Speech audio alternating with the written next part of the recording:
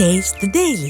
இசைவாணி ஒரு கிறித்தவர், அவர் சிலுவை போட்டுட்டு இந்த பாடலை பாடியது தப்பு அப்படின்னு ஒன்று சொல்றாங்க. அவர் கிறித்தவரா இல்லையா, நாத்திகர் பாடலாமா பாடக்கூடாதா, அதுக்குள்ளலாம் நம்ம போக வேணாம். இப்போ நம்ம யாரா இருந்தாலும், எந்த மதத்தை சாராதவர்கள் எவரா இருந்தாலும் நியாயமான ஒரு கேள்வியை, அநீதிக்கான எதிரான ஒரு கேள்வியை கேட்கறதுக்கு உரிமை இருக்கு. எவர் வேணா கோயிலுக்குள்ள போறதுக்கெல்லாம் உரிமை இருக்குன்றதா நம்மளோடது. இதே விஷயத்தை தான் அவங்களும் ஏத்துக்கிறாங்க. யாரு? உச்ச நீதிமன்றத்துல இந்த வயது பெண்கள்லாம் போகக்கூடாதுன்னு தடைக்காக வழக்கு போட்டவங்க என்ன சொல்றாங்கன்னா, ஐயப்பன் கோயில் என்பது ஒரு தனி மத பிரிவு, அது இந்து அப்படின்றதுக்குள்ள வரக்கூடாதுன்றதுக்கு அவங்க சொல்ற எக்ஸாம்பிள்லாம் என்னன்னா, இப்போ ஒன்று சொல்லியிருக்காங்க இல்லையா, அதாவது சபரிமலைக்கு வரலாம் அருமை நண்பராம் வாவரை தொழுது அப்படின்னு தான் வரும். அந்த வாவரை பார்க்காம நீங்க வரணும் அப்படின்லாம் சொல்றாங்க. ஆனா உச்ச நீதிமன்றத்துல இவங்க எடுத்து வைத்த வாதம் என்னன்னா, இது ஒரு தனி பிரிவு. ஏன் தனி பிரிவு?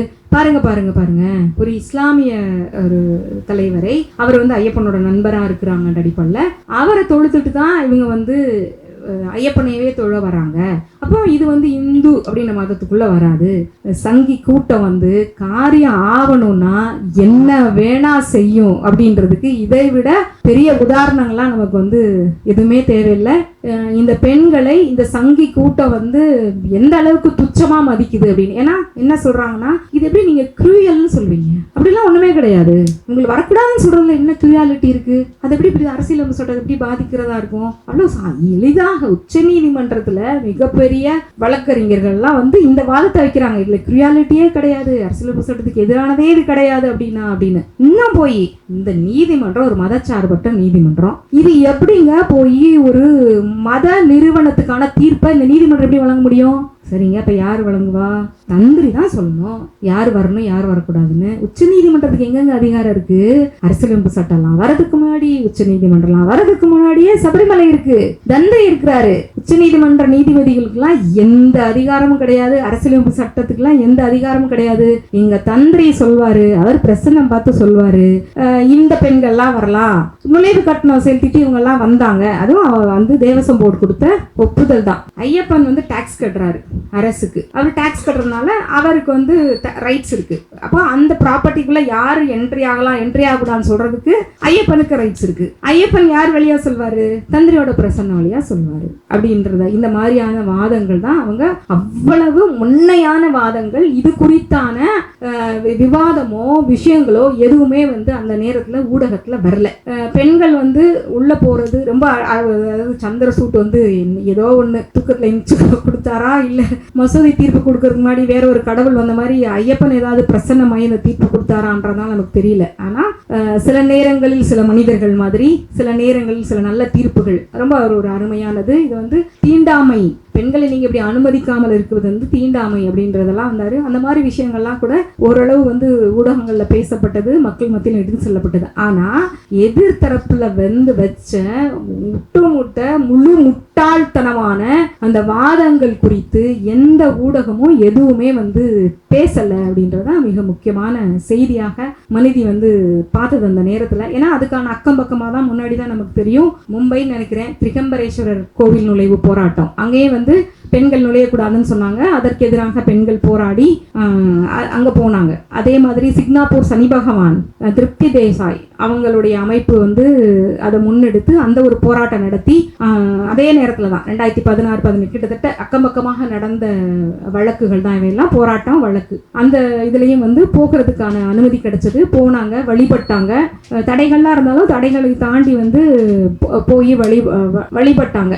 அந்த நேரத்துல தான் எப்பயுமே சங்கராச்சாரியர்லாம் பெண்கள்னாலே அவங்களுக்கு ஏற்கனவே மூளை இருக்கான்னு தெரியல, மூளை வேற கழட்டி வச்சுட்டு வேற பேசுவாங்க. ஏன்னா பெண்கள்ன்ற வார்த்தையே வாயில வந்தா தீட்டுனால மூளை இருக்கக்கூடாதுன்னு நினைப்பாங்களோ என்னவோ, இருந்தா அப்புறம் மூளையும் தீட்டுப்பட்டுரும், அடுத்து அது வேலை செய்யாம போயிருந்து நினைப்பாங்களா என்னன்னு தெரியல. அவர் என்ன சொன்னார்னா, சனி பகவானை போய் இப்படி எல்லாம் கும்பிடக்கூடாது, பெண்கள் கும்பிட்டா அது துரதிருஷ்டம், இதோட நிறுத்தியிருந்தா பரவாயில்ல, பெண்கள் மீது பாலியல் வன்கொடுமைகள் நடக்கும். இப்படி ஒருத்தர் தான் சொல்றவர் தான் சங்கராச்சாரியாரா இருக்கிறாரு. அவங்களுடைய வழிகாட்டுதல் படிதான் இங்க இருக்கக்கூடிய இந்த சங்கி மூடர் கூட்டம் இது வரைக்கும் அதான் தூக்கி பிடிச்சிட்டு நின்றுட்டு சாமானிய பெண்களை தீட்டு, தீண்டாமை, தூய்மை இதெல்லாம் சொல்லிட்டு ஏமாத்தி பெண்களை அணிதிரட்டி ஒரு 50-100 பெண்களை அணிதிரட்டி இன்னைக்கு பெண்களுக்கு எதிரான பல்வேறு விஷயங்களை இங்கே செஞ்சிட்ருக்கு. தேவலோகத்தில் ஒரு பிரச்சனை நடக்குது. ஒரு கேள்வி வருது, யார் சிறந்த நைஷ்டிக பிரம்மச்சாரி அப்படின்னு சொல்லிட்டு. நாரதர் வந்து அப்படியே குதூகலமாகறாரு. அப்பா, நம்மளை விட எவன்டா இந்த உலகத்தில் பெரிய நைஷ்டிக பிரம்மச்சாரியாக இருந்துட முடியும், பிரம்மா நம்மளை தான் வந்து வெற்றியாளராக அறிவிப்பாருன்னு சொல்லிட்டு நாரதர் அவருடைய அந்த வீணையா, அது பேர் எனக்கு தெரியல, அதை மீட்டிட்டு சந்தோஷமாக இருக்கிறாரு. உடனே வந்து பிரம்மா, கிருஷ்ணர் தாங்க மிகப்பெரிய நைஷ்டிக பிரம்மச்சாரி 7 உலகத்துலேயும் அப்படின்னு. நாரதர், இது என்னது, கிருஷ்ணரை போய் யாராவது ஒத்துப்பாங்களா நைஷ்டிக பிரம்மச்சாரின்னு? அவர் வந்து கோபியர்களோட என்னென்ன மாதிரி அட்டகாசம் பண்ணிக்கிட்டு இருக்கிறாரு, பிருந்தாவனத்தில் என்ன பண்ணிக்கிட்டு இருக்கிறாரு, என்னங்க நீங்கள் இப்படி வந்து நாட்டாம தீர்ப்பை மாற்றி சொல்லு அப்படின்னு சொல்லிட்டு நாரதர் கேட்குறாரு. உடனே இந்த கோவத்துக்கே பேர் போன ஒரு முனிவர் ஒருத்தர் இருக்கிறாரு பார்த்தீங்களா, துர்வாசர். அவர் வந்து என்ட்ரி ஆகிறார் சீனுக்குள்ளே. வந்த உடனே வந்துட்டு நாரதர் சொல்கிறார், வாங்க வாங்க, என்னங்க இது, கிருஷ்ணரை போய் வந்துட்டு பெரிய இந்த 7 உலகத்திலேயே ஆக சிறந்த நைஷ்டிக பிரம்மச்சாரின்னு சொல்லிட்டு இப்படி வந்து அறிவிக்கிறாரு பிரம்மா, இது என்ன, இது பாகுபாடு இல்லையா அப்படின்னு சொல்லிட்டு நாரதர் வந்து அவர்கிட்ட பிராது பண்ணுறாரு துர்வாசர்கிட்ட. அது நைஷ்டிக பிரம்மச்சாரியம் அப்படின்னா என்னென்னா, சாகிற வரைக்கும் ஒருத்தர் பிரம்மச்சாரியாக இருக்கிறதுன்றது ஒன்லைன். அதுக்கப்புறம் கீழே நிறைய அவங்க வச்சுருக்காங்க. அதுக்குள்ளே முதல்ல வந்து ஐயப்பன் வருவாரா வரலையா அதெல்லாம் வந்து வேறு. ஏன்னா ஒரு ஒன்லைன் இருந்தால் சாகுற வரைக்கும் ஒருத்தர் வந்து பிரம்மச்சாரியாக இருக்கிறது தான் நைஷ்டிக பிரம்மச்சாரின்றது ஒன்று. உடனே தான் விளக்கம், துர்வாசரும் பிரம்மாவும் மாறி மாறி விளக்கம் கொடுக்குறாங்க. என்னென்னா, இங்கே பாருங்கள், ஒருத்தர் பொண்ணையே பார்க்காம ஒருத்தர் பிரம்மச்சாரியாக இருக்கிறதெல்லாம் பெரிய விஷயமா? அதெல்லாம் பெரிய விஷயம் கிடையாது. அவ்வளோ கோபிகைகளை அவர் சுற்றி சுற்றி வராங்க, அவ்வளோ லீலைகள் பண்ணுறாரு. இருந்தாலும் அவர் வந்து அவங்கள அன்பாக பார்க்குறாரு, அவங்க மேலே அன்பு செலுத்துறாரு, அவர் பற்றற்று இருக்கிறாரு. எத்தனை பேர் வந்தாலும் அவ்வளோ பேரே அவருக்கு பற்று கிடையாது, யாரோடையும் அவருக்கு லவ் கிடையாது, உண்மையான அஃபெக்ஷன் கிடையாது. ஆனால் அவங்களோட அவர் வந்து சந்தோஷமாக இருப்பார். அப்போது இவ்வளோ பேர் சூழ்ந்திருந்தும் அவங்களுடைய அந்த பெண்கள் மீது பற்றற்று இருக்கிறது தான் வந்து ஆக சிறந்த நைஷ்டிக பிரம்மச்சரியம். அதனால் கிருஷ்ணர் தான் ஆக சிறந்த நைஷ்டிக பிரம்மச்சாரி அப்படின்னு சொல்லிட்டு வந்து ஒரு தீர்ப்பை வந்து எழுதுகிறாங்க. இப்போ நம்ம வந்து இப்போ யோசிக்க வேண்டியது இருக்குது.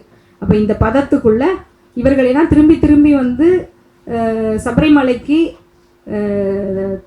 கருவுறும் அந்த காலகட்டத்தில் அந்த தன்மையுள்ள பெண்கள் 10 வயதுக்கு மேல் 50 வயதுக்கு கீழ் காலகட்டத்தில் இருக்க பெண்கள் போகக்கூடாது அப்படின்றதுக்கு இங்கே பொதுவாக இங்கே சொல்லிக்கொண்டே இருக்கிற விஷயம் என்னென்னா, ஒரு நைஷ்டிக பிரம்மச்சாரி 10 to 50 வயதுக்குள்ளே இருக்க பெண்கள் போனால் அவருடைய நைஷ்டிக பிரம்மச்சரியம் அந்த இது வந்து கலைஞ்சு போகும் அப்படின்னு சொல்லிட்டு.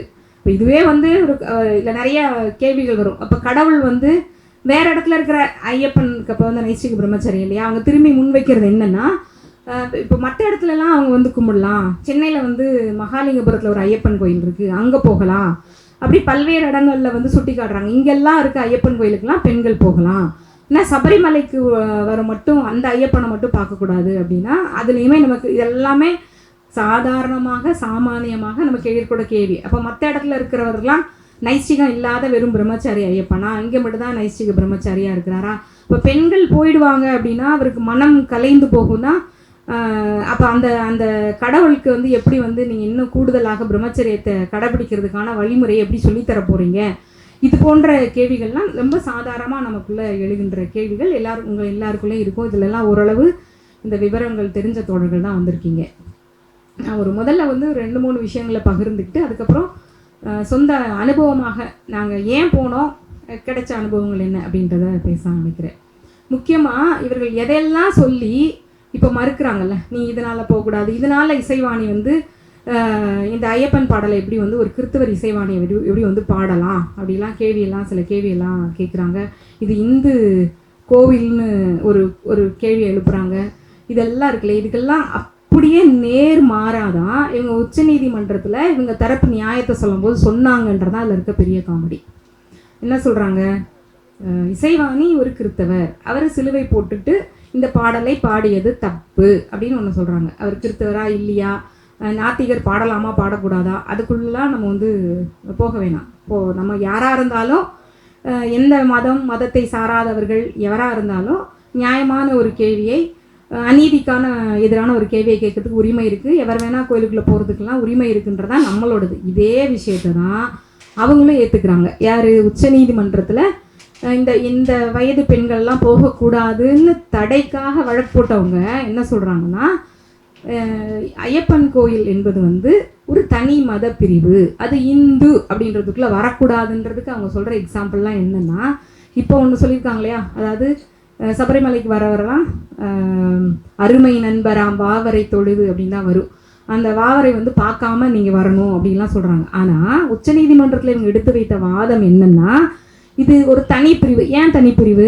பாருங்க, ஒரு இஸ்லாமிய ஒரு தலைவரை, அவர் வந்து ஐயப்பனோட நண்பராக இருக்கிறாங்க அடிப்படையில், அவரை தொழுத்துட்டு தான் இவங்க வந்து ஐயப்பனையவே தொழ வராங்க. அப்போ இது வந்து இந்து அப்படின்ற மதத்துக்குள்ளே வராது.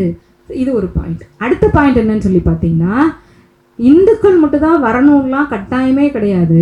ஐயப்பன் கோயிலில் அப்படியெல்லாம் விதியெல்லாம் கிடையாது. யாரெல்லாம் 41 நாள் விரதம் இருந்து மாலை போட்டு வராங்களோ அவங்க பிறப்பால் இந்துவாக இருக்க வேண்டிய அவசியம் இல்லை. யார் வேணா இந்த கோயிலுக்குள்ளே வரலாம். அப்போ இது இந்துன்ற மத பிரிவு, இந்துன்ற அந்த பிரிவுக்குள்ளே வராது. இது ஒரு தனி மத பிரிவு. எதெல்லாம் பாருங்க, எதெல்லாம் இப்போ வந்து கேள்வியாக எழுப்புறாங்களோ, எதெல்லாம் வந்து தடைன்னு சொல்கிறாங்களோ, அதை தான் இவங்க எதுக்கு கிளைம் பண்ணாங்க? சபரிமலை என்பது அந்த மலை அந்த அதனுடைய வழிபடுற அந்த சடங்குகள் இதெல்லாம் இந்துன்ற பிரிவுக்குள்ளே வராதுன்றதுக்கான பாயிண்ட்ஸாக தான் இவங்க வந்து அங்கே வந்து முன்வைச்சது. இதை விட இன்னொரு ஒரு அற்புதம் என்னன்னா, நம்ம யாருமே அதை எதிர்பார்த்துருக்க மாட்டோம். அந்த வார்த்தைகள் எல்லாம் பாருங்க ஐயா சந்திரசூட் அவர்களே, நீங்கள் என்ன சொல்கிறீங்கன்னா, ஆல் ஹிந்துஸ் ஆல் விமன் தானே, 10 to 50 வயசுலாம் நீ வந்து டிஸ்கிரிமினேட் பண்ணக்கூடாது, அது தப்பு அப்படின்னப்போ, இல்லை நாங்கள் அதுக்கு கீழே முன்னாடி இப்போ பின்னால் உள்ள பெண்கள்லாம் அனுப்புகிறோம்ல, அப்போ பெண்களை ஒதுக்கி வைக்கிறதுன்னு இதை பேசக்கூடாதுன்னு சொன்னதும் இருந்தால் கூட பரவாயில்ல. நீங்கள் எல்லா இந்து பெண்களும் போகலான்னு ஒரு தீர்ப்பை கொடுத்துட்டீங்கன்னா, இந்த சபரிமலைக்கு வர்ற கிறிஸ்துவ பெண்களையும் இஸ்லாமிய பெண்கள் பிற மத பெண்கள் உள்ள நுழையிறதுக்கு எதிரால உங்கள் தீர்ப்பு போயிடும். ஏன் பாருங்க, நீங்கள் தான் பெண்களுக்கு எதிராக இருக்கீங்க. நாங்கள் வந்து ஒரு மதத்தில் இருக்க பெண்களில் வரக்கூடாதுன்னு சொல்லலை, எல்லா மத பெண்களும் வரலான்னு சொல்கிறோம். ஆனால் ஒருவேளை நீங்கள் எல்லா இந்து பெண்களும் வரலான்னு தீர்ப்பை கொடுத்துட்டீங்கன்னா, கிறிஸ்துவ பெண்கள் எப்படி வருவாங்க? அவங்க வருகையை நீங்கள் தடை செய்கிறீங்க. இஸ்லாமிய பெண்களுடைய வருகையை தடை செய்கிறீங்க. இந்து அல்லாத பிற மத பெண்கள் வருவதை தடை செய்கிறீங்க. இதுதாங்க அவங்க முன்வைச்ச வாதம். யோசிச்சு பாருங்க. ஆனால் இன்னைக்கு அவங்க சர்ச்சையாக எழுப்புற விஷயமும் இந்த விஷயத்துக்கும் அப்போது எப்பயுமே சொல்லுவாங்க, அதாவது சங்கி கூட்டம் வந்து காரியம் ஆகணும்னா என்ன வேணா செய்யும் அப்படின்றதுக்கு இதை விட பெரிய உதாரணங்கள்லாம் நமக்கு வந்து எதுவுமே தேவையில்லை. இன்னும் மேலே நிறையா இருக்குது. அது அந்த விஷயங்களை நம்ம விவரித்து போனோம்னா உண்மையிலேயே அந்த அதாவது அதுக்கு ஆதரவாகவும் எதிராகவும் எழுப்பப்பட்ட அந்த அறிக்கைகள் ஆவணங்கள்லாம் கண்டிப்பாக நம்ம படிக்கணும். அது எந்த அளவுக்கு இந்த பெண்களை இந்த சங்கி கூட்டம் வந்து எந்த அளவுக்கு துச்சமாக மதிக்குது அப்படின்னு. ஏன்னா என்ன சொல்கிறாங்கன்னா, இது எப்படி நீங்கள் க்ரூயல்னு சொல்வீங்க? அப்படிலாம் ஒன்றுமே கிடையாது. உங்களுக்கு வரக்கூடாதுன்னு சொல்கிறதுல என்ன க்ரூயாலிட்டி இருக்குது? அது எப்படி இப்படி அரசியல் சொல்கிறது எப்படி பாதிக்கிறதா இருக்கும்? அவ்வளோ எளிதாக உச்சநீதிமன்றத்தில் மிகப்பெரிய வழக்கறிஞர்கள்லாம் வந்து இந்த வாதத்தை வைக்கிறாங்க. இதில் க்ரூயாலிட்டியே கிடையாது, அரசியல் சட்டத்துக்கு எதிரானதே இது கிடையாது அப்படின்னு. இன்னும் போய் இந்த நீதிமன்றம் ஒரு மதச்சார்பற்ற நீதிமன்றம், இது எப்படிங்க போய் ஒரு மத நிறுவனத்துக்கான தீர்ப்பை இந்த நீதிமன்றம் எப்படி வழங்க முடியும்? சரிங்க, இப்போ யார் வழங்குவா? தந்திரி தான் சொல்லணும் யார் வரணும் யார் வரக்கூடாதுன்னு. உச்சநீதிமன்றத்துக்கு எங்கெங்க அதிகாரம் இருக்குது? அரசியலமைப்பு சட்டம்லாம் வரதுக்கு முன்னாடி, உச்சநீதிமன்றம்லாம் வரதுக்கு முன்னாடியே சபரிமலை இருக்குது, தந்தை இருக்கிறாரு. உச்சநீதிமன்ற நீதிபதிகளுக்கெல்லாம் எந்த அதிகாரமும் கிடையாது, அரசியலமைப்பு சட்டத்துக்கெல்லாம் எந்த அதிகாரமும் கிடையாது. எங்கள் தந்திரி சொல்வார், அவர் பிரசன்னம் பார்த்து சொல்வார், இந்த பெண்கள்லாம் வரலாம், நுழைவு கட்டணம் செலுத்திட்டு இவங்கெல்லாம் வந்தாங்க. அதுவும் வந்து தேவசம் போர்டு கொடுத்த ஒப்புதல் தான் உச்சநீதிமன்றத்தில். அவங்கெல்லாம் வந்தாங்கன்னு சொல்கிறாங்க இல்லைங்க, இவங்கெல்லாம் வந்தாங்கன்னு சொல்கிறாங்க. நம்மளுடைய முன்னாள் குடியரசுத் தலைவர் அவர் ஒரு செய்தி சொல்லியிருந்தார். அவருடைய அதாவது பொதுவாக கேரளாவில் ஒரு பழக்கம் இருக்கும், முதல்ல வந்து அன்னம் கொடுக்கும்போது, உணவு ஒரு குழந்தைக்கு கொடுக்கும்போது, இப்போ கூட குருவாயூரில் தமிழ்நாட்டிலேருந்து நிறைய பேர் கிளம்பி போயிட்டுருக்காங்க. இந்த மீடியாஸ்லாம் வந்து டெலிமீடியா பரவலானதுக்கப்புறம் இந்த மாதிரி சடங்கு நம்பிக்கைகளும் பேன் இண்டியாவாக பரவிக்கிட்டு இருக்குது. அப்போ அவர் சொல்கிறாரு, என்னோட சிறு வயதில் முதல் அண்ணன் வந்து நான் வந்து எங்கள் அம்மா வந்து எனக்கு எங்கள் பாட்டி மடியில் உட்கார வச்சு சபரிமலையில் கொடுத்தாங்கன்னு சொல்லிட்டு ரொம்ப காலம்லாம் இல்லை. அப்போது இவங்க சொல்கிறாங்கல்ல எவ்வளோ பொய் புரட்டு, காலம் காலமாக இவங்க சொல்கிறது எல்லாமே எடுத்தோடனே என்ன சொல்லுவாங்கன்னா, அந்த நம்ம தமிழோட பெருமையை சொல்கிறதுக்கு ஒன்று சொல்லுவோம்ல, கல் தோன்றா மண் தோன்றா முன்காலத்தில் மூத்த தமிழ் அப்படின்னு. அது மாதிரி இவங்க என்ன சொல்லுவாங்கன்னா, எல்லாமே தோன்றதுக்கு முன்னாடி இது சபரிமலை வந்துருச்சு, அப்பத்துலேருந்து தடை இருக்குது அப்படின்னா, அதே தேவசம்போர்டு திருப்பி என்ன சொல்கிறான், இல்லை கொஞ்ச காலத்துக்கு பெண்கள் போனாங்க, அவங்களுக்கான நுழைவு கட்டணம்லாம் வாங்கணும் அப்படின்னு சொல்லிட்டு. அடுத்தது இன்னொன்று இவங்க முன் வச்ச வாதம் என்னென்னா, ஐயப்பன் டேக்ஸ் கட்டுறாரு அரசுக்கு. அவர் டேக்ஸ் கட்டுறதுனால அவருக்கு ரைட்ஸ் இருக்குது. அப்போ அந்த ப்ராப்பர்ட்டிக்குள்ளே யார் என்ட்ரி ஆகலாம் என்ட்ரி ஆகக்கூடாதுன்னு சொல்கிறதுக்கு ஐயப்பனுக்கு ரைட்ஸ் இருக்குது. ஐயப்பன் யார் வழியாக சொல்வார், தந்திரியோட பிரசன்ன வழியாக சொல்வார் அப்படின்றத. இந்த மாதிரியான வாதங்கள் தான் அவங்க, அவ்வளவு உண்மையான வாதங்கள். இது குறித்தான விவாதமோ விஷயங்களோ எதுவுமே அந்த நேரத்தில் ஊடகத்தில் வரல. நீங்கள் கவனித்து பார்த்தீங்கன்னா தெரியும். அதாவது பெண்கள் உள்ளே போகிறது ரொம்ப, அதாவது சந்திர சூட்டு ஏதோ ஒன்று தூக்கத்தில் எமிச்சு கொடுத்தாரா, இல்லை இங்கே மசூதி தீர்ப்பு கொடுக்கறதுக்கு முன்னாடி வேற ஒரு கடவுள் வந்த மாதிரி ஐயப்பன் ஏதாவது பிரசன்னமாகி இந்த தீர்ப்பு கொடுத்தாரான்றதால நமக்கு தெரியல. ஆனால் சில நேரங்களில் சில மனிதர்கள் மாதிரி, சில நேரங்களில் சில நல்ல தீர்ப்புகள் ரொம்ப ஒரு அருமையானது. இது தீண்டாமை, பெண்களை நீங்கள் இப்படி அனுமதிக்காமல் இருக்கிறது தீண்டாமை அப்படின்றதெல்லாம் அந்த மாதிரி விஷயங்கள்லாம் கூட ஓரளவு ஊடகங்களில் பேசப்பட்டது, மக்கள் மத்தியில் எடுத்து செல்லப்பட்டது. ஆனால் எதிர்த்தரப்பில் வச்ச முழு முட்டாள்தனமான அந்த வாதங்கள் குறித்து எந்த ஊடகமும் எதுவுமே பேசலை அப்படின்றதான் மிக முக்கியமான செய்தியாக மனிதி பார்த்தது அந்த நேரத்தில். ஏன்னா அதுக்கான அக்கம் பக்கமாக தான் முன்னாடி தான் நமக்கு தெரியும். மும்பைன்னு நினைக்கிறேன், திரிகம்பரேஸ்வரர் கோவில் நுழைவு போராட்டம், அங்கேயே பெண்கள் நுழையக்கூடாதுன்னு சொன்னாங்க. அதற்கு எதிராக பெண்கள் போராடி அங்கே போனாங்க. அதே மாதிரி சிக்னாப்பூர் சனி பகவான் திருப்தி தேசாய் அவங்களுடைய அமைப்பு அதை முன்னெடுத்து அந்த ஒரு போராட்டம் நடத்தி, அதே நேரத்தில் தான் 2016-18 கிட்டத்தட்ட அக்கம்பக்கமாக நடந்த வழக்குகள் தான் இவையெல்லாம், போராட்டம் வழக்கு. அந்த இதுலேயும் போகிறதுக்கான அனுமதி கிடைச்சது, போனாங்க, வழிபட்டாங்க. தடைகள்லாம் இருந்தாலும் தடைகளை தாண்டி போய் வழிபட்டாங்க. அந்த நேரத்தில் தான் எப்பயுமே சங்கராச்சாரியர்லாம் பெண்கள்னாலே அவங்களுக்கு ஏற்கனவே மூளை இருக்கான்னு தெரியல, மூளை வேற கழட்டி வச்சுட்டு வேற பேசுவாங்க. ஏன்னா பெண்கள்ன்ற வார்த்தையே வாயில் வந்தால் தீட்டுனால மூளை இருக்கக்கூடாதுன்னு நினைப்பாங்களோ என்னவோ, இருந்தால் அப்புறம் மூளையும் தீட்டு போட்டுரும், அடுத்து அது வேலை செய்யாமல் போயிருந்து நினைப்பாங்களா என்னன்னு தெரியல. அவர் என்ன சொன்னார்னா, சனி பகவானை போய் இப்படிலாம் கும்பிடக்கூடாது, பெண்கள் கும்பிட்டா அது துரதிருஷ்டம், இதோட நிறுத்தியிருந்தா பரவாயில்ல, பெண்கள் மீது பாலியல் வன்கொடுமைகள் நடக்கும்.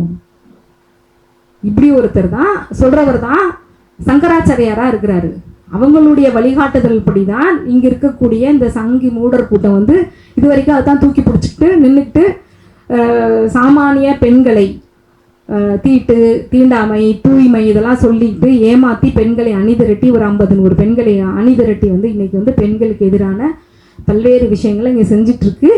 இதெல்லாமே சர்ச்சையாக மாட்டேங்குது, இதெல்லாமே பேசுபொருளாக மாட்டேங்குது. இதெல்லாம் வரும்பொழுது யாருமே இதுக்கு நிற்க மாட்டேன்றாங்க. ஏன் நீங்கள் இப்படி சொல்கிறீங்க? அதாவது எப்போயுமே போராடுகிற, என்றுமே இதற்காக குரல் கொடுக்கிற முற்போக்கு ஜனநாயகவாதிகள் தான் இந்த நேரத்துலையும் இதை குரல் கொடுத்தாங்க. இந்த சங்கராச்சாரியருக்கு எதிராகவும் போராடினாங்க, குரல் கொடுத்தாங்க, இது தவறுன்னு பேசினாங்களே ஒழிய மற்ற யாரும் இந்து பெண்களை காப்பாற்றுறதுக்கு இந்த இந்து முன்னணியோ இல்லை அங்கே இருக்கக்கூடிய எந்த இந்துன்ற எல்லாத்தையும் எடுத்துக்கோங்க, இந்த சங்கி மூடர் கூட எங்கேயுமே வரல, எங்கேயுமே போராட்டம் நடத்தலை. இந்த மாதிரியான அபத்தங்களை அன்றிலிருந்து இன்று வரை உதிச்சுக்கிட்டே தான் இருக்காங்க. இந்த நேரத்தில் தான் மனிதி அமைப்புக்குள்ளே பல்வேறு மத நம்பிக்கைகள் இருக்காங்க. தொடர்ந்து இந்த தீர்ப்பு குறித்தான, அதான் சொல்கிற தீர்ப்புக்கு ஆதரவான தீர்ப்பு வந்திருக்குன்றது குறித்தான ஒரு விவாதம் நடந்துகிட்டே இருக்குது. அந்த நேரத்தில் தான் 2-3 பேர் போகிறதுக்கு முயற்சி பண்ணுறாங்க. கர்நாடகாவிலேருந்து ஒரு பத்திரிகையாளர் ஒருத்தவங்க கவிதா, அவங்க போகிறதுக்கு முயற்சி பண்ணுறாங்க, ஆனால் போக முடியல. திருப்தி தேசாய் போகிறதுக்கு முயற்சி பண்ணாங்க, போக முடியல. ரெஹனா ஃபாத்திமா அவங்கள கூட இவங்க அவங்க ஒரு ஒரு ஒரு ஃபேமுக்காக போகிறாங்க, அவங்க ஒரு இஸ்லாமியர், அது நிறையா ஒரு சில கதைகள்லாம் வந்தது. அதனுடைய உண்மை பின்புலம் நமக்கு தெரியல. இந்த மாதிரி நடந்துட்டு இருக்கும்போது தான் ரொம்ப ஆழமான கடவுள் நம்பிக்கை உள்ள மனிதியில் செயல்பாட்டில் இருக்கக்கூடிய பெண்கள் கேட்குறாங்க, அப்போ நாங்கள்லாம் சபரிமலைக்கே போகக்கூடாதா, உச்சநீதிமன்ற தீர்ப்பு வந்துடுச்சு. ஆனால் இவங்கெல்லாம் போக விடவே மாட்டேன்றாங்க. நம்ம எதுக்கோ நீங்கள் வந்து போராடுறீங்க, இந்த விஷயங்களுக்கெல்லாம் குரல் கொடுக்குறீங்க. அப்போது ஒரு உச்சநீதிமன்றம் அனுமதிச்சும் எங்களை மாதிரி வந்து நம்பிக்கை உள்ளவர்கள் வந்து கோவிலுக்கு போக முடியல. கோவில் சபரிமலைக்கு வேண்டிட்டு தான் எனக்கெலாம் வந்து குழந்தை பிறந்தது. நான் வந்து அந்த ஐயப்பனை பார்க்கணும்னு நினைக்கிறேன். 50 வருஷத்துக்கு மேலே நான் உயிரோடு இருப்பேன். தீர்ப்பெல்லாம் அதுவும் ஒன்று. நீங்கள் சொல்கிறீங்க 50 வயசுக்கு மேலே போகலான்னு, ஏதாவது உத்தரவாதம் எழுதி கொடுத்துட முடியுமா? கையெழுத்து போட்டு தந்துடுவீங்களா? 50 வயசுக்கு மேலே பெண்கள்லாம் உயிரோடு இருப்பாங்கன்றது உச்சநீதிமன்ற அந்த வேர்டிக்லாம் இருக்கும். அவங்க அந்த கேள்வி நம்மக்கிட்ட எழுப்பும்போது அந்த கேள்வியோட நியாயமும், இன்னொன்று இது ஒரு தீர்ப்பு வந்ததுக்கப்புறமும் இப்படி வந்து பெண்கள் போராட்டத்தோட இருக்கிறத விட இந்த சங்கிகளுக்கு எதிரான ஒரு விஷயத்தையும் இந்த தீர்ப்பினுடைய அகலமாக இன்னும் பேசணும். ஏன்னா உங்களுக்குலாம் தெரியும், இந்த மாதிரி வந்தாலே அது 2 நாள் இருக்கும், இல்லைனா அடுத்தது அதை மடைமாற்றி வேறு ஏதாவது ஒரு விஷயத்தை வந்து கொண்டு வந்து முன் வச்சுருவாங்க. இவங்களுக்கு தேவையானப்பெல்லாம் வந்து இந்த பண்பாட்டு அரசியலை ஒரு இழிந்த அரசியல் மூலமாக பண்பாட்டு அரசியலை மேலே வச்சுக்கிட்டு மற்ற விஷயங்கள் மற்ற எல்லாத்தையும் வந்து மூடி மறைச்சிருவாங்க. அது அணி விஷயமாக இருக்கட்டும், அடுத்தடுத்த விஷயங்களாக இருக்கட்டும், எல்லாத்தையும் வந்து மூடி மறைச்சிருவாங்க. ஆனால் முக்கியமான ஒரு சமூக நீதிக்கான, பெண்களுக்கான, ஒடுக்கப்பட்ட மக்களுக்கான ஒரு பண்பாட்டு ரீதியான ஒரு குரலோ ஒரு அரசியலோ முன் வரும் பொழுது அதுக்கு எதிரான ஒரு தாக்குதலை வலிந்து வந்து செஞ்சுட்டே வந்து இருப்பாங்க. ஆனால் ரியாக்ட் பண்ணுற நம்ம அதில் வந்து நம்மளுடைய பல்வேறு பலவீனங்கள் காரணமாக நம்ம பலவீனமாக தான் இருக்கும். ரொம்ப உதாரணமாக எடுத்துக்கிட்டோம்னா, இந்த இசைவாணி மேலே இவர்கள் புகார் கொடுத்தது ஒட்டி நிறைய யூடியூப் சேனலில் வந்து நேர்காணல்கள், விவாதங்கள் இதெல்லாம் நடந்தது. அந்த நடந்ததில் பார்த்தீங்கன்னா, நான் பேசுனது இல்லை வேறு சில பெண்கள் இதுக்கு ஆதரவாக பெண்கள் பேசுனதில் இருக்கிற பின்னூட்டத்தெல்லாம் பார்த்தீங்கன்னா வழக்கம் போல் இழிவுபடுத்தி அவ்வளோ கமெண்ட்ஸு. ஆனால் அதே இது இப்போது நீங்கள் நக்கீரன் டிவியில் வந்துட்டு வழக்கறிஞர் பாலு அவர் பேசியிருப்பார். அதில் பார்த்தீங்கன்னா ஆதரவு தான். ஒருவேளை வேறு மாதிரி அதுக்கு எதிரான கமெண்ட்ஸ் வந்தாலும் இழிந்த குரலில் அவர் வக்கீல் ஏதாவது வழக்கு போட்டுவார் நினச்சி பயந்து போடாமல் இருந்தாங்களா, இவங்கெல்லாம் பொம்பளைங்க தானே, இவங்க என்ன செஞ்சுருவாங்க அப்படின்னு சொல்லிட்டு எங்களுக்கெல்லாம் போடுற கமெண்ட்ஸில் வந்து அந்த மாதிரி இழிவான கமெண்ட்ஸ் போட்டாங்களான்னு தெரியல. ஆதரவான கமெண்ட்ஸ் எல்லாம் ரொம்ப கம்மி. அப்போது ஆதரிப்பவர்கள் கூட இதற்கான குரல், பெண்கள் குரல் எழுந்தா அதை பார்க்கறது இல்லையா? அந்த விவாதங்களை இவங்க என்ன சொல்லிட போகிறாங்க, அவங்களுக்கெல்லாம் என்ன அறிவு இருந்துட போகுதுன்னு நினச்சி அதை அந்த நேர்காணலில் பார்க்கறது இல்லையா? இல்லை ஆதரவான கமெண்ட் போடுறதுக்கு அவங்களுக்கு நேரம் இல்லையா அப்படின்ற கேள்வியும் நம்ம வந்து இந்த ஜனநாயகவாதிகளையும் முற்போக்குவாதிகளையும் சேர்த்து தான் நம்ம கேட்க வேண்டிய அவசியமும் தேவையும் வந்து இருக்கிறதா தான் நான் கருதுகிறேன். சரி, இப்போ அந்த நேரத்தில் தான் இப்போ மனிதி வந்து போகிறதுக்கு முடிவு பண்ணோம். சரி போகலாம் அப்படின்னு சொல்லிட்டு. ஏன்னா எல்லாருமே திருப்பி அனுப்பப்பட்டதுனால எங்களை போன்றோர் கடவுள் நம்பிக்கை இல்லாட்டலும் அவங்களுக்கு பாதுகாப்பாக நம்ம போகணும் அப்படின்னு முடிவு பண்ணோம். இப்போ அரசுக்கு அங்கே அன்றைக்கு வந்து சிபிஎம் அரசு அவங்களுக்கு ஒரு கடிதம் எழுதுகிறோம். பத்தினம்திட்டா எஸ்பிக்கு ஒரு லெட்டர் போடுறோம். கேரள காவல்துறை கமிஷனருக்கு எல்லாருக்குமே நம்ம வந்து ஒரு கடிதம் போடுறோம். அந்த மாதிரி மனிதி அமைப்பு இத்தனை பெண்களோட இவங்கெல்லாம் கடவுள் நம்பிக்கை உள்ளவர்கள், இதில் இவங்களுக்கு துணையாக வர யார், அவங்க எல்லாமே எல்லா டீட்டெயிலுங்க போட்டு இவங்கெல்லாம் துணைக்கு வராங்க. ஆனால் இவங்க மட்டும் தான் கோயிலுக்கு போகணும்னு விரும்புகிறாங்க. நீங்கள் வந்து எங்களுக்கு வந்து தகுந்த பாதுகாப்பு கொடுக்கணும். உச்சநீதிமன்ற தீர்ப்பை வந்து நடைமுறைப்படுத்துவதற்கு அரசு எல்லா வீட்டிலையும் எங்களுக்கு துணை நிற்கும் நம்போம் அப்படின்னு சொல்லிட்டு நாங்கள் ஒரு கடிதம் போடுறோம். அதன் அடிப்படையில் ஒரு என்ன தேதின்னு எங்கள்கிட்ட வந்து அவங்க தொடர்பில் வர்றாங்க. எந்த தேதியெலாம் அதெல்லாம் வழக்கம் போல் ஒரு ப்ராசஸ் இருக்கும் இல்லையா, அதில் நாங்கள் வந்து போகிறோம். போகும்போது 2 பிரிவாக நாங்கள் 3 பிரிவாக போகணும்னு முடிவு பண்ணோம். ஏன்னா ஏதோ ஒரு இடத்துல ஒருத்தரால் போக முடியலன்னா இன்னொரு ஒரு குழுவாவது அங்கே போயிட முடியும் அப்படின்னு. அதனால் சில பேர் மதுரையிலேருந்து போகிறோம், சில பேர் வந்து சென்னையிலேருந்து 2 குழுவாக பிரிஞ்சு போகிறாங்க. மதுரையிலேருந்து கொஞ்சம் கூடுதலான எண்ணிக்கையில் நாங்கள் போனதுனால அங்கேருந்து ஒரு வேன் நாங்கள் வந்து ஏற்பாடு பண்ணிட்டு போகிறோம். அந்த வேனை வந்து முழுக்க அதுக்கப்புறம் வந்து கேரளா போலீஸ் வந்து அவங்களுடைய கண்ட்ரோல் எடுத்துக்கிட்டாங்க. எங்களுக்கு பாதுகாப்புக்கு வரோம் அப்படின்ற பேரில் எங்களை வந்து அதாவது நடமாடும் ஒரு சிறைக்குள்ளே வச்ச மாதிரி எங்களை வந்து சிறைப்படுத்திட்டாங்க. நாங்கள் சொல்கிற எதையுமே அவங்க வந்து செவி கொடுத்து கேட்கலைன்னா எங்களோட திட்டம் என்னென்னா கோட்டயம் போகிறது, அங்கே வந்து மலை அறையார் அந்த பழங்குடியினை சேர்ந்த பெண்கள், பல்வேறு பழங்குடியின பெண்கள், அங்கே இருக்கக்கூடிய பக்தர்கள் எல்லோரும் ஒருங்கிணைஞ்சு கோவிலுக்கு போகிறதான் திட்டம். ஆனால் அவங்க வந்து அதுக்கு அனுமதிக்கவே இல்லை. இடையில வந்து ஒரு சாப்பாட்டுக்கோ இதுக்கோ இல்லை, நீங்கள் இறங்குனீங்கன்னா வந்து சிறுநீர் கழிக்கிறது கூட போராடி சண்டை போட்டு எப்படி வந்து சில நேரங்களில் வந்து இங்கே நீதிமன்றத்துக்கு வந்து கைதிகள் அழைச்சிட்டு வரும்போது போராடுவாங்கன்னு சொல்லுவாங்க. அவங்க சிறுநீர் கழிக்கிறதுக்கு கூட போராடணும், டீ குடிக்க கூட போராடணும். அப்படி அந்த பெண்கள் அத்தனை பேரும் அப்படி ஒரு சண்டை போடுறோம், போராடி தான் வந்து எங்களுக்கு அதுக்கெல்லாம் வந்து அவங்க வேனை நிறுத்தினாங்க, அனுமதி கொடுத்தாங்க. பயங்கரமான சண்டை போட்டதுக்கு அப்புறம் தான் இப்போ சிறைப்படுத்தி எங்களை கொண்டு போய் பம்பையில் விடுறாங்க. நாங்கள் போன நேரம் கிட்டத்தட்ட ஒரு 2:30-3 மணி. காவல்துறை நினச்சிருந்தா, சிபிஎம் அரசு நினச்சிருந்தா, யாரெல்லாம் அதாவது எங்கள் 3 பேரை தவிர மற்ற 8 பேரையும் கட்டாயமாக கோவிலுக்கு அன்றைக்கி வந்து கூட்டிகிட்டு போய் விட்டுருக்க முடியுன்ற சூழல் தான். நீங்கள் அந்த புகைப்படங்கள் அந்த வீடியோஸ்லாம் பார்த்தீங்கன்னா தெரியும். அவங்க விட்டுட்டு அவங்க வாட்டு போயிட்டாங்க. காவல்துறை வந்து என்னென்னா இப்படி விட்டுட்டு போயிட்டாங்க பம்பையில், அவ்வளோதான். அப்புறம் நாங்களாம் வந்து அது முன்ன பின்ன தெரியாதுல்ல, என்ன பண்ணணும் எது பண்ணணும்னு தெரியாது. சில நம்பிக்கை உள்ள சில பேர் வந்து பக்கத்துலேயே வந்து சொல்லிக் கொடுக்குறாங்க ஐயப்ப பக்தர்கள்லாம், நீங்கள் வந்து இங்கே போய் நுழைவு கட்ட இதுக்கு வந்து சீட்டு வாங்கணும், அவங்க அந்த தேங்காய் நீங்கள் வந்து இருமுடி கட்டிட்டு வரலையான்னு கேட்குறாங்க. இல்லை கோட்டயத்தில் எங்களுக்கான இருமுடி இருந்தது, இவங்க எங்களுக்கு கோட்டயத்துக்கே கூட்டிகிட்டு போகலைன்னு சொல்கிறோம். அவங்க தான் எங்களுக்கு வந்து கைட் பண்ணுறாங்க, பக்தர்கள் தான். இங்கே இவ்வளோ பைசா கட்டினா இருமுடி வந்து இவங்க ரெடிமேடாக ஒரு இருமுடி வச்சு நல்லா பார்த்துக்கோங்க. 41 நாள் விரதம்லாம் எங்கே போச்சுன்னு தெரியல, ரெடிமேடாக இருமுடியெல்லாம் அங்கே இருக்குது. அதுக்கு எல்லாத்துக்கும் காசு, அவ்வளோதான். இருமுடியோடு நீங்கள் போனீங்கன்னா இவ்வளோ காசு, இருமுடி கட்டாமல் போனீங்கன்னா இவ்வளோ காசு, அவ்வளோதான் அங்கே வித்தியாசம். அங்கேயே போய் மாலையும் போட்டுக்கலாம், அதுக்கு ஒரு காசு. நீங்கள் மாலைலாம் போட்டுட்டீங்களா சொல்கிறாங்களே, 41 நாள் விரதம், சந்நியாச விரதம் இருக்கிறோம், ஒருவேளை உணவு உண்கிறோம். இன்னும் ஒரு விஷயம் என்னென்னா, இது சம்மந்தமான நாங்கள் அங்கே போகிறதுக்கு முன்னாடி கேட்டதில், கேரளாவில் இப்படி ஒரு பழக்கம்லாம் கிடையாது. முதல் நாள் இரவு வரைக்கும் கூட அவங்க மீன் சாப்பிடுவாங்க, அடுத்த நாள் காலைல வரைக்கும் கூட அவங்க கறி சாப்பிடுவாங்க. கோயிலுக்கு போகிறதுக்கு முன்னாடி வழக்கமாக நம்ம அந்த நான்வெஜ் சாப்பிட்டோம்னா உடனே தலை குளிச்சுட்டா அந்த தீட்டெல்லாம் வந்து அந்த தண்ணியோட போயிடும், மலை போட்டுப்பாங்க, போவாங்க, வந்து கழட்டி வச்சுருவாங்க. இது நடைமுறை இன்னைக்கு வரைக்கும், நேற்றுலேருந்து இன்னைக்கு வரைக்கும். இவங்க சொல்கிறாங்களா இந்த காலமாக மண் தோன்றி கல் தோன்றா முன் தோன்றி காலத்துலேருந்து இதுதான் வந்து சாதாரணமான நடைமுறை. இவங்க ஒரு விஷயத்த ஹைப் பண்ணுறதுக்கு, ஒரு மேலும் மேலும் இந்துத்துவ மயமாக்குறதுக்கு இவங்க கொண்டு வந்தது தான். அதுவே இன்னைக்கு முடிஞ்சு போச்சு. இந்த கார்ப்பரேட் உலகத்தில் 3 நாள் விரதம், 1 நாள் விரதம், 2 நாள் விரதம் அப்படிலாம் வந்து வந்தது இப்போ சாதாரணமாக நடக்குது. ஒரு பக்கம் அப்படி நடக்குது, இன்னொரு பக்கம் 41 நாள்லேருந்து 52 நாள் வரைக்கும் அதையும் கூட்டிகிட்டும் போகிறாங்க, விரத நாள் எண்ணிக்கையும். அப்போ அது அங்கே போகிறோம், குருசாமி ஒருத்தவங்க வேணும், குருசாமி இல்லாமல் வந்து இருமுடியம் தலையில் வைக்க முடியாதுன்றாங்க. உடனே நாங்கள் பார்க்குறோம், எங்கள் இதுலேயே வந்து யாருக்கு கூடின வயசு, குருசாமின்னா என்ன வயசில் போய் பெரியவங்க அவங்க தானே குருசாமி. எங்கள் இதுலேயே கூடின வயது உள்ளவங்க ஒரு தோழர் இருந்தாங்க, அவங்கள நாங்களே குருசாமியாக அன்னைக்கு அப்போவே நியமிச்சுக்கிட்டோம். நாங்கள் அந்த பைசா கட்டுறோம், அந்த சீட்லாம் கொடுக்குறாங்க எங்களுக்கு, சீட்லாம் கொடுக்கலலாம் மறுக்கல.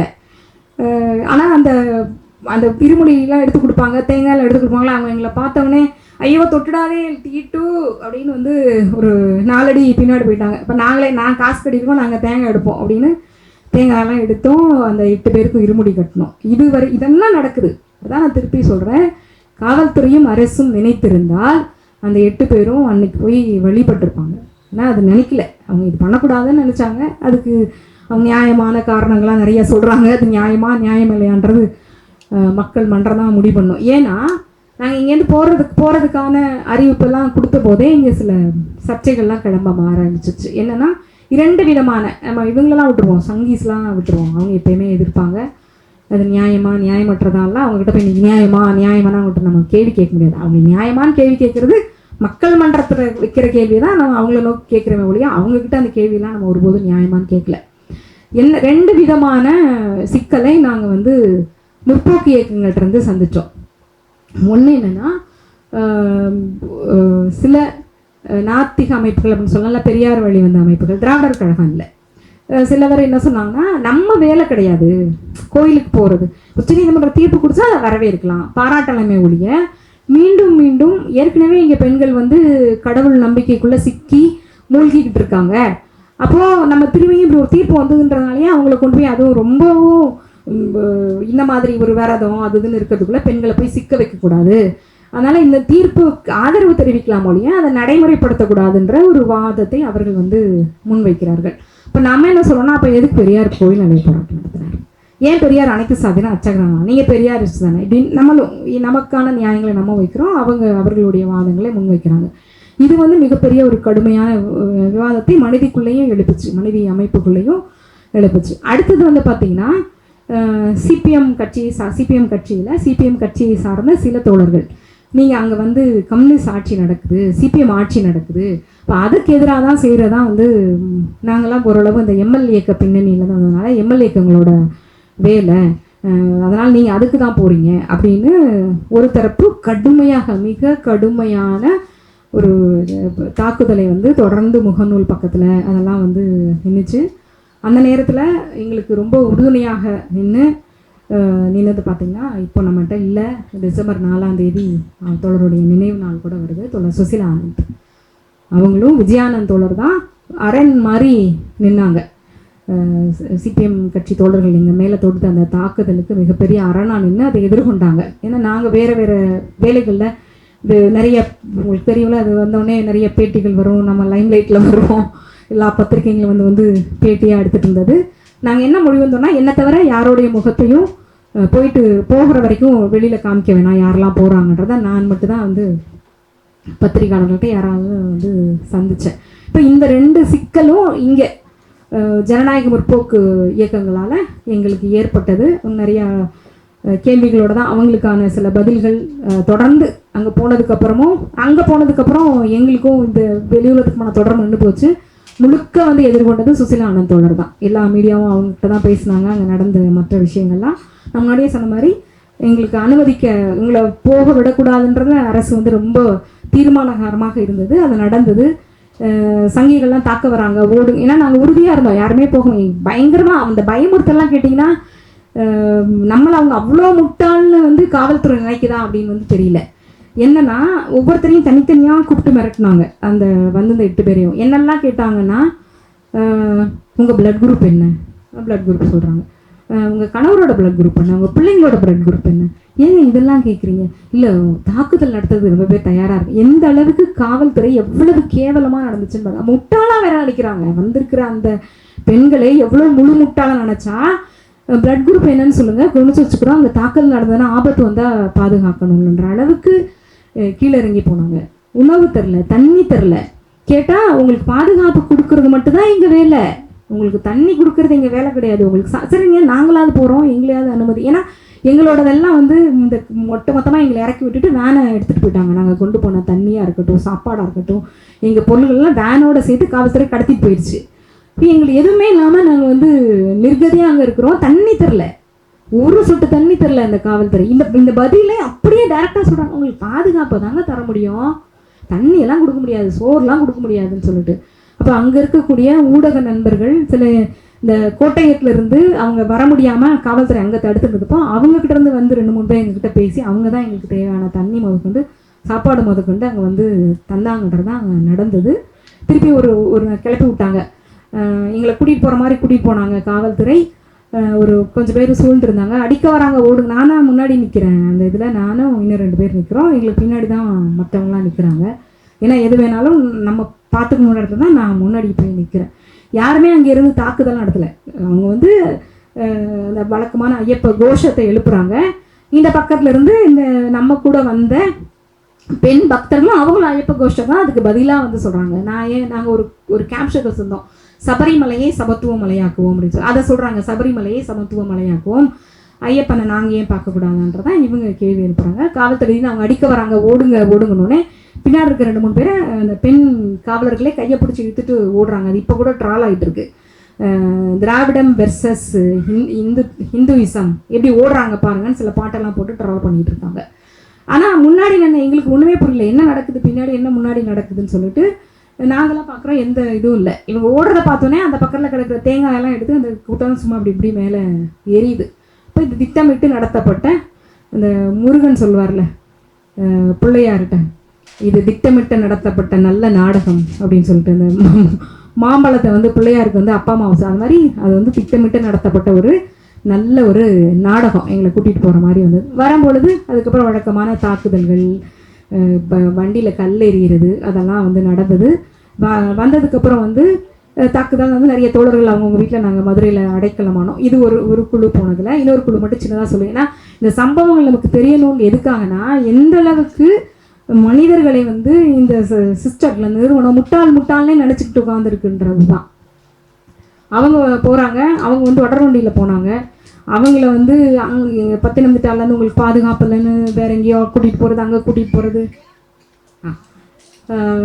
அப்படின்னு சொல்லி ரொம்ப அலக்கழிச்சிட்டு அவங்கள வந்து திருநெல்வேலி வழியாக எங்கே போகிறேன்னு கேட்டோடனே நாங்கள் மதுரைக்கு வர சொல்லிட்டோம். அவங்கள மதுரைக்கு வராங்க. திருநெல்வேலியோட அவங்களுடைய எல்லை முடிஞ்சிருச்சான், கேரள காவல்துறையோட எல்லை முடிஞ்சிருச்சான். அவங்கள நிர்கதியாக அதுவும் பொது பெட்டியில் விட்டுட்டு போயிட்டாங்க 3 பெண்களை.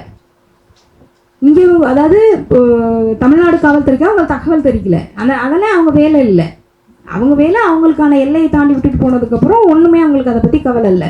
அந்த பொதுப்பெட்டியில் விட்டுட்டு போனதுலேருந்து அதுவும் வர பரவிடுச்சு. இந்த பெட்டியில் தான் வர்றாங்க, இந்த ட்ரெயினில் வராங்கன்றது பரவி அந்த ரயில்வே ஸ்டேஷனுக்குள்ளே போகிறது, அவங்க மேலே தாக்குதல் நடந்த பெட்டிக்குள்ளே வந்து ஓடி ஏற முயற்சி பண்ணுறது, தாக்குதல் நடக்கும். தொடர்ந்து அவங்க 3 பேரும் மிகப்பெரிய அச்சத்தோடு தான் மதுரைக்கு வந்தாங்க. மதுரையில் தாக்குதலுக்கு தயாராக இருந்தப்போ விடுதலை சிறுத்தைகள் கட்சி, அப்போ வந்து சிபிஎம், சிபிஐ, பல்வேறு எம்எல் இயக்கங்கள், திராவிடர் கழகம் எல்லாரும் சேர்ந்து தான் அவ்வளோ ஒரு பாதுகாப்போடு தான் ஏன்னா அவ்வளோ பெரிய தாக்குதல் நடத்துக்கு தயாரான நிலையில் அந்த 3 பேரையும் கூட்டிகிட்டு வந்தோம். இதுதான் வந்து நடந்த ஒரு விஷயம்.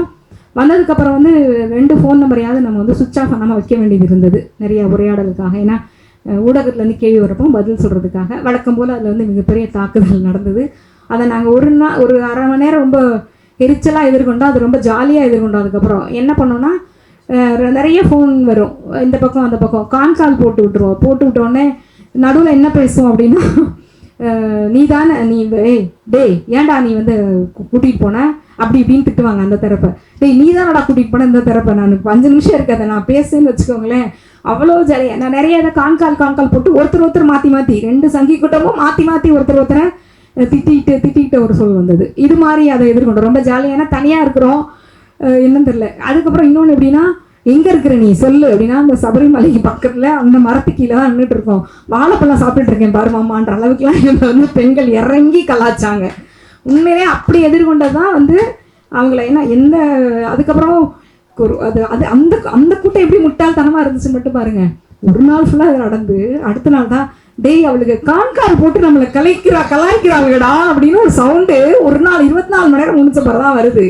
அவனுங்க ஏன்னா அந்த அளவுக்கு அவங்க அதுலேயே வேகமாக இருக்காங்க. அசிங்கமாக திட்டிடணும், இழிவுபடுத்திடணும், இதை தவிர வந்து எந்த இதுவும் இல்லை. இப்படியாக நாங்கள் வந்து சேர்ந்தோம். வந்ததுக்கப்புறமும் அதுதான் இந்த மாதிரி 2 தரப்பு விமர்சனங்களும் இருந்தது. காங்கிரஸ் கட்சி தூண்டுதல் அப்படின்னு ஒரு புதுசாக ஒரு விமர்சனமும் வந்து இதுதான் நடந்த விஷயம். இன்னைக்கு வரைக்கும் அது வந்து பல்வேறு விதத்தில் நமக்கெல்லாம் தெரியும். நான் முன்னாடியே சொன்ன மாதிரி பெண்கள் ஆதரவு தெரிவிச்சு, இசைவாணிக்கு ஆதரவு தெரிவிச்சதில் மட்டும் அசிங்கமாக பேசுகிற வரைக்கும் எனக்கு தெரிஞ்சு மருதங்க தோழர் பேசுனதில் அப்படி அவ்வளோ ஒன்றும் இழிவுபடுத்தின சொல் வரலன்னு நினைக்கிறேன். நான் சரியாக அந்த கமெண்ட்ஸை பார்க்கல. ஆனால் மற்றதெல்லாம் பார்த்தேன். அவங்க அப்பாவையோ அம்மாவையோ அவங்க அந்த வழக்கறிஞர் பாலுவையோ யாரையுமே என்னமே சொல்லலை. ஆனால் எங்களெல்லாம் நிறையா சொல்கிறாங்க. ஆனால் எங்களுக்கு அந்த கலாய்ச்ச அனுபவம் நோடி இதெல்லாம் எதிர்கொண்ட அனுபவம் நமக்கு கொஞ்சம் இருக்குது. அதனால் இசைவாணியை வந்து நம்ம கட்டாயமாக நினச்சி பார்க்கணும். ஒரு அவங்க எதிர்கொண்டுட்டு தான் இருக்காங்க. அது ஒன்றும் பெருசாக அவங்க வந்து அதனால் மன உளைச்சலுக்கு தொந்தரவுக்கு ஆளாகலை. ஆனாலும் ஒரு சின்ன இது வரும். எப்போ வரும்னா, நான் அடிக்கடி சொல்லுவேன், அதை ஓப்பனாக சொல்கிறேன். இந்த திமுகவில் ஒரு அமைச்சர் ஒருத்தர் இருக்கார், ஸ்லீப்பர் செல்லாம் ஒரு அமைச்சர் இருக்கிறார். அவர் வந்து இதெல்லாம் ஒரு ஸ்டேட்மெண்ட் கொடுத்தா